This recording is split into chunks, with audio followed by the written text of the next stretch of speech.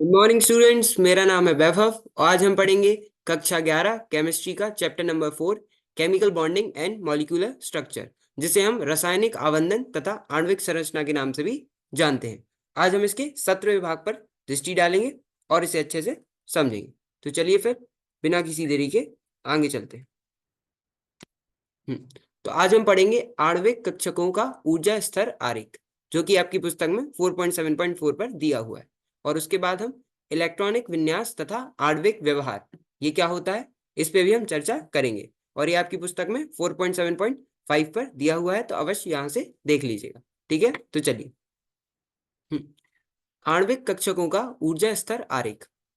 हमने देखा कि दो परमाणुओं पर उपस्थित 1s परमाणु कक्षक संयोग द्वारा दो आणविक कक्षकों का निर्माण करते हैं, है ना। हमें पता है कि दो परमाणुओं पर उपस्थित जो 1s परमाणु कक्षक है वह संयोग द्वारा दो आणविक कक्षकों का निर्माण करते हैं, जिन्हें हम सिग्मा 1s और सिग्मा स्टार 1s नामित किया जाता है ना। ये चिन्ह है उसका, उनका सिग्मा 1s तथा सिग्मा स्टार 1s नामित किया जाता है। इसी प्रकार दो परमाणुओं के 8 परमाणु कक्षक, देखो दो परमाणु पे जो 1s था, 1s को सिग्मा 1s तथा सिग्मा स्टार 1s, ये दो आणविक कक्षकों का निर्माण करते हैं। इसी प्रकार दो परमाणुओं के जो 8 परमाणु कक्षक हैं, इस क्या दो परमाणु के 8 परमाणु कक्षक 2s तथा 2p रेखिक संयोग द्वारा निम्नलिखित 8 आणविक कक्षकों का निर्माण करते हैं। ठीक है, कौन कौन से? प्रति आवंती जो आणविक कक्षक है वो है sigma star 2s, sigma star 2pz, pi star 2px और पाई स्टार 2py। और वहीं जो आवंती आणविक कक्षक है वह है सिग्मा 2s, सिग्मा 2pz, पाई 2px, पाई 2py, है ना। मतलब यहाँ पे सिग्मा स्टार 2s है तो ये सिग्मा 2s है, और प्रति आवंती में सिग्मा स्टार 2pz है तो यहाँ सिग्मा 2pz है। यहाँ पे पाई स्टार 2px है तो ये यहाँ पाई 2px है, और यहाँ पे पाई स्टार 2py है तो यहाँ पे पाई 2py है।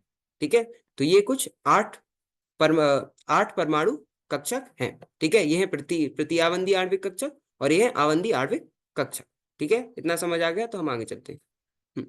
इन आणविक कक्षकों के ऊर्जा स्तर प्रायोगिक तौर पर स्पेक्ट्रमी विधि द्वारा प्राप्त किए जाते हैं। ठीक है, ये जो आणविक कक्षकों के ऊर्जा स्तर है वह प्रायोगिक तौर पर, है ना, एक्सपेरिमेंट द्वारा, स्पेक्ट्रमी विधि द्वारा प्राप्त किए जाते हैं। द्वितीय आवर्त के तत्वों के समनाभिकीय द्विपरमाणुक अणुओं जैसे कि O2 F2 के आणविक कक्षकों की ऊर्जा का बढ़ता क्रम इस प्रकार है ना। जो द्वितीय आवर्त के तत्व हैं, जो जो कि समनाभिकीय द्विपरमाणुक अणु हैं, जैसे ऑक्सीजन हो गया, फ्लोरीन हो गया, है ना, इनमें परमाणु जो है वह समान है। मतलब ऑक्सीजन ऑक्सीजन है, फ्लोरीन फ्लोरीन है ना। तो ऑक्सीजन फ्लोरीन कुछ इस प्रकार के अणु जो होते हैं, इनके आणविक कक्षकों की जो ऊर्जा का बढ़ता क्रम है वो कुछ इस प्रकार से है ना, कि जो सबसे ज्यादा ऊर्जा है वह है सिग्मा स्टार 2pz में, और सबसे कम जो ऊर्जा है वह है सिग्मा 1s में, है ना। तो आइए हम इसका पूरा क्रम देख लेते हैं। देखो सबसे कम है सिग्मा 1s में, फिर उससे आना सिग्मा स्टार 1s। क्यों? देखो सिग्मा 1s जो था, ये सिग्मा 1s जो था वो क्या था, आवंती आणविक कक्षक, और सिग्मा स्टार 1s जो था वह क्या था, प्रति आवंती आणविक कक्षक था ना। और प्रति आवंती आणविक कक्षक की जो ऊर्जा होती है वह ज्यादा होती है, इसलिए सिग्मा 1s, फिर उससे आना है सिग्मा स्टार 1s की, फिर उससे आना है सिग्मा 2s की, और फिर सिग्मा स्टार 2s, है ना। क्यों? क्योंकि ये प्रति आवंती आणविक कक्षक है। उसके बाद है सिग्मा 2pz की, और उसके बाद जो पाई 2px और पाई 2py है, इन दोनों की जो ऊर्जा स्तर है वह क्या है, बराबर है ना। पाई 2px और पाई 2py का बराबर है। तो सिग्मा 2pz के बाद पाई 2px और पाई 2py, उसके बाद पाई स्टार 2px और पाई स्टार 2py, क्योंकि ये दोनों प्रति आवंती आणविक कक्षक हैं तो इन दोनों की जो ऊर्जा का स्तर है यह भी समान होगा, है ना। तो फिर पाई स्टार 2px और पाई स्टार 2py, और अंत में जो सबसे ज्यादा ऊर्जा है वह किस में होगी, सिग्मा स्टार 2pz में होगी। तो सबसे कम ऊर्जा सिग्मा 1s में, और सबसे ज्यादा सिग्मा स्टार 2pz। ठीक है, तो sigma 1s sigma star 1s, है ना। ऐसे याद रखना कि सब पहले उनके आवंती आणविक कक्षक आएंगे, फिर बाद में उनके प्रति आवंती आणविक कक्षक आएंगे। और पाई 2px और पाई 2py की जो ऊर्जा है वह बराबर है, तो उनके जो प्रति आवंती आणविक कक्षक है पाई स्टार 2px और पाई स्टार 2py, इनकी भी समान होगी, है ना। तो सिग्मा 1s, फिर सिग्मा स्टार 1s, फिर सिग्मा 2s, फिर सिग्मा स्टार 2s, फिर सिग्मा 2pz, फिर पाई 2px और पाई 2py, उससे ज्यादा है पाई स्टार 2p x और पाई स्टार 2p y की, और अंत में सबसे ज्यादा किसकी है, सिग्मा स्टार 2p z, है ना। ये किनके लिए, समान नाभिकीय द्विपरमाणुक अणुओं जैसे ऑक्सीजन फ्लोरीन, इनके लिए, ठीक है, ऑक्सीजन फ्लोरीन, ठीक है, ये किसके लिए, ऑक्सीजन और फ्लोरीन के लिए। अब हम देखेंगे द्वितीय आवर्त के शेष अणु है ना। अभी हमने ऑक्सीजन और फ्लोरीन के लिए देखा। अब ऑक्सीजन फ्लोरीन के अलावा जो बाकी शेष अणु हैं द्वितीय आवर्त के, जैसे lithium, beryllium, boron, carbon, nitrogen, इनके द्विपरमाणुक अणुओं के लिए जो आणविक कक्षकों की ऊर्जा का क्रम है वह ऊपर दिए गए क्रम से भिन्न होता है ना। अभी हमने ऑक्सीजन और फ्लोरीन के लिए जो क्रम देखा, कक्षकों की ऊर्जा का जो क्रम था, इससे थोड़ा भिन्न, है ना, ज्यादा नहीं, थोड़ा भिन्न होता है द्वितीय आवर्त के जो बाकी तत्व होते हैं उनके अणुओं के लिए, जैसे लिथियम, बेरिलियम, बोरॉन, कार्बन और नाइट्रोजन, ठीक है। तो द्वितीय आवर्त के शेष अणुओं के द्विपरमाणु अणुओं के लिए आणविक कक्षकों की ऊर्जा का क्रम ऊपर दिए गए क्रम से भिन्न होता है। उदाहरण के लिए B2, C2, N2 आदि द्विपरमाणुक अणुओं के आणविक कक्षकों का प्रायोगिक तौर पर निर्धारित ऊर्जा क्रम इस प्रकार से है ना। O2 और F2 में हमने देखा था पहले सिग्मा S, फिर उसका प्रतिआवंती आणविक कक्षक सिग्मा स्टार 1s, फिर सिग्मा 2s, फिर सिग्मा स्टार 2s, फिर सिग्मा 2pz, और फिर पाई 2px, पाई 2py, और फिर pi star 2px, pi star 2py, और फिर अंत में सिग्मा स्टार 2pz। अब इसमें थोड़ा सा अंतर देखना, इसमें जो सबसे कम है वह इसमें भी सिग्मा 1s है ना, इसमें भी सिग्मा 1s था, और जो सबसे ज्यादा है वह इसमें भी सिग्मा स्टार 2pz है, जो कि पिछले वाले में था, है ना। अंतर यहाँ आता है कि देखो सिग्मा 1s, फिर उससे ज्यादा ऊर्जा सिग्मा स्टार 1s, है ना, ये वैसा ही है, फिर सिग्मा 2s, फिर सिग्मा स्टार 2s, है ना। फिर यहाँ पे जो था सिग्मा 2pz था, है ना, यहाँ पे 2pz ना होके पाई 2px और पाई 2py आ गया, है ना। बस इतना ही अंतर है कि ये दोनों जो है सिग्मा 2pz और पाई 2px और पाई 2py, इनकी जगह में अंतर आ जाता है, ठीक है। तो यही है, बस इसमें क्रम में क्या अंतर है कि सिग्मा स्टार 2s के बाद पाई 2px और पाई 2py आएगा, और फिर सिग्मा 2pz आएगा, है ना, किनके लिए, B2, C2, N2 आदि द्विपरमाणुक अणुओं के कक्षकों के लिए, है ना। तो सिग्मा 1s, फिर सिग्मा स्टार 1s, फिर सिग्मा 2s, फिर सिग्मा स्टार 2s, फिर पाई 2px और पाई 2py, फिर सिग्मा 2pz, फिर पाई स्टार 2px और पाई स्टार 2py, और अंत में सिग्मा स्टार 2pz, ठीक है। इतना समझ आ गया, तो हम आगे चलते हैं, ठीक है। चलो अब हम देखेंगे इलेक्ट्रॉनिक विन्यास तथा आणविक व्यवहार, जो कि आपकी पुस्तक में 4.7.5 पर दिया हुआ है। विभिन्न आणविक कक्षकों में इलेक्ट्रॉनों का वितरण इलेक्ट्रॉनिक विन्यास कहलाता है, ठीक है। जैसे हम परमाणु कक्षकों में इलेक्ट्रॉनों का वितरण करते थे, वैसे ही विभिन्न आणविक कक्षकों में जो इलेक्ट्रॉनों का वितरण है वह इलेक्ट्रॉनिक विन्यास कहलाता है। इलेक्ट्रॉनों को कक्षकों की ऊर्जा के बढ़ते हुए क्रम से भरा जाता है, ठीक है। इलेक्ट्रॉनों को कक्षकों की ऊर्जा के बढ़ते हुए क्रम में भरा जाएगा। पहले जिस कक्षक की ऊर्जा कम है उसमें, फिर जैसे जैसे जो इलेक्ट्रॉन है वह हम जैसे जैसे ऊर्जा बढ़ती जाएगी कक्षकों की, उनमें बढ़ते जाएंगे, है ना। तो पहले कम ऊर्जा वाले कक्षक में, फिर ज्यादा ऊर्जा वाले कक्षक में।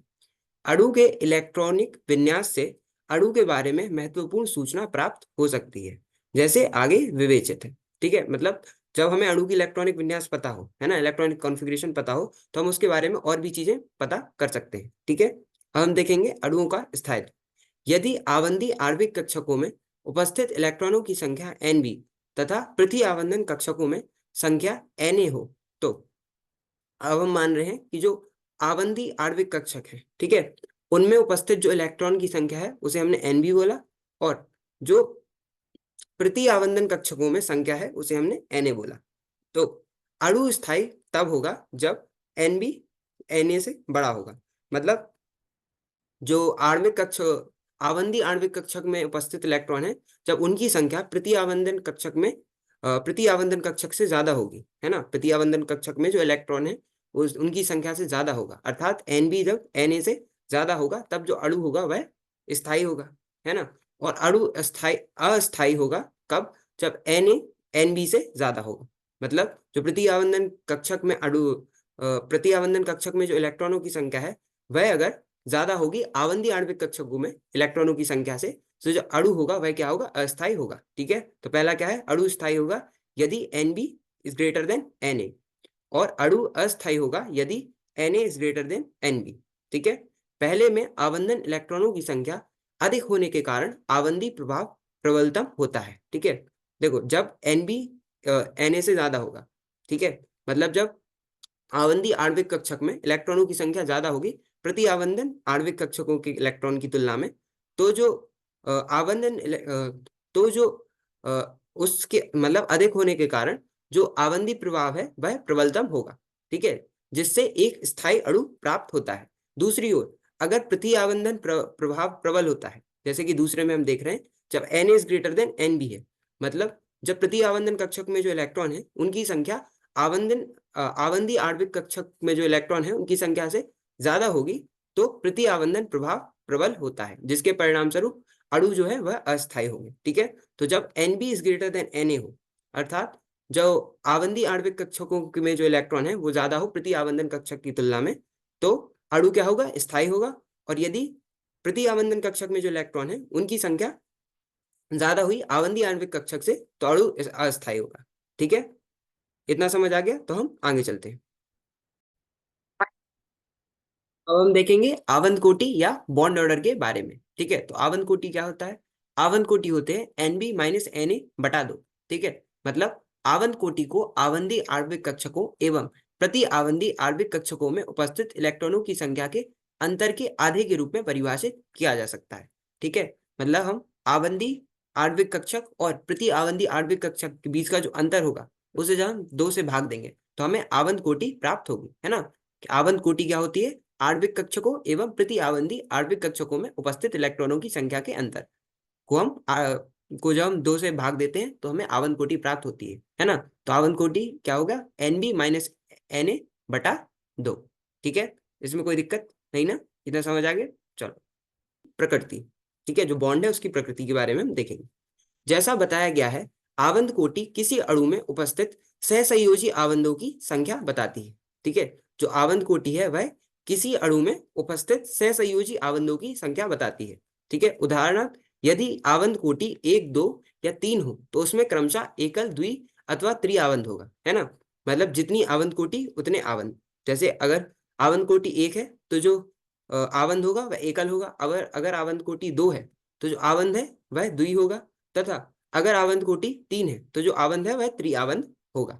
ठीक है, इतना समझ आ गया। तो ये है आवंत की प्रकृति। अब हम देखेंगे आवंत की लंबाई के बारे में। सामान्यतः किसी अणु में दो परमाणुओं के बीच आवंत कोटि आवंत लंबाई का एक सन्निकट माप होता है। ठीक है, आवंत लंबाई आवंत कोटि की व्युत्क्रमानुपाती होती है। ठीक है, मतलब आवंत लंबाई आवंत कोटि लगभग लगभग उल्टे होते हैं। कैसे? देखो, अगर आवंत कोटि बढ़ती है, ठीक है, वैसे वैसे आवंत लंबाई घटती है। ठीक है, जैसे अगर आपने देखा होगा जो सिंगल बॉन्ड होता है, जो एकल आवंत होता है, उसकी आवंत लंबाई ज्यादा होती है, लेकिन जो द्वि आवंत होता है उसकी जो आवंत लंबाई है वह घट जाती है। ऐसे जब हम त्रि आवंत देखते हैं तो उसकी जो आवंत लंबाई है वह इनसे भी कम होती है ना। क्योंकि एकल, द्वि और त्रि इन तीनों की आवंत कोटि भी बढ़ रही थी, 1, 2 और 3 थी, है ना। तो जैसे जैसे आवंत कोटि बढ़ती है वैसे वैसे आवंत लंबाई घटती है। ठीक है, इतना समझ आ गया। चलो, अब हम देखेंगे चुंबकीय स्वभाव के बारे में। ठीक है, तो यदि किसी अणु के सभी आणविक कक्षक द्विपूरित युग्मित हो तो पदार्थ प्रतिचुंबकीय या डायमैग्नेटिक होता है। ठीक है, तो कहने का मतलब है कि अगर अणु में जो आणविक कक्षकों में एक भी अयुग्मित इलेक्ट्रॉन नहीं है, ठीक है, अगर अयुग्मित इलेक्ट्रॉन नहीं है तो जो अणु है वह क्या होता है? डायमैग्नेटिक या फिर प्रतिचुंबकीय होता है। ठीक है, यदि किसी अणु के सभी आणविक कक्षक द्विपूरित युग्मित हो तो पदार्थ क्या होता है? प्रतिचुंबकीय या डायमैग्नेटिक होता है। ऐसे अणु चुंबकीय क्षेत्र में प्रतिकर्षित होते हैं, आकर्षित नहीं होते, क्या होते? प्रतिकर्षित होते हैं। परंतु यदि किसी अणु के एक या अधिक आणविक कक्षकों में अयुग्मित इलेक्ट्रॉन हो तो वह अणु अनुचुंबकीय या फिर पैरामैग्नेटिक होता है। ठीक है, जो प्रतिचुंबकीय या डायमैग्नेटिक होते हैं ये चुंबकीय क्षेत्र में प्रतिकर्षित होते हैं, है ना। लेकिन अगर किसी अणु के एक या अधिक आणविक कक्षकों में अयुग्मित इलेक्ट्रॉन हो, क्या हो? अनपेयर्ड इलेक्ट्रॉन या फिर अयुग्मित इलेक्ट्रॉन हो, तो वह अणु क्या होता है? अनुचुंबकीय या फिर पैरामैग्नेटिक होता है। ऐसे अणु जो होते हैं चुंबकीय क्षेत्र में आकर्षित होते हैं। प्रतिचुंबकीय में जो अणु है वह प्रतिकर्षित होते हैं चुंबकीय क्षेत्र में, लेकिन जो अनुचुंबकीय में जो अणु है वह मतलब जो अणु अनुचुंबकीय है वह चुंबकीय क्षेत्र में आकर्षित होते हैं। ठीक है, इतना समझ आ गया। तो हम आज के लिए इतना ही रखते हैं। आज हमने आणविक कक्षकों का ऊर्जा स्तर आरेख, जो कि आपकी पुस्तक में 4.7.4 पर दिया हुआ है, इस पर चर्चा की। उसके बाद हमने इलेक्ट्रॉनिक विन्यास तथा आणविक व्यवहार क्या होता है, इस पर भी चर्चा की, और ये आपकी पुस्तक में 4.7.5 पर दिया हुआ है, तो अवश्य इन्हें देख लीजिएगा। ठीक है, बाकी अगले भाग में हम समनाभिकीय द्विपरमाणुक अणुओं में आवंधन क्या होता है इसके बारे में चर्चा करेंगे, और ये आपकी पुस्तक में 4.8 पर दिया हुआ है, तो एक बार उसे देख लीजिएगा, बाकी हम भाग में पढ़ेंगे। ठीक है, तो मिलते हैं अगले भाग में। धन्यवाद, थैंक यू।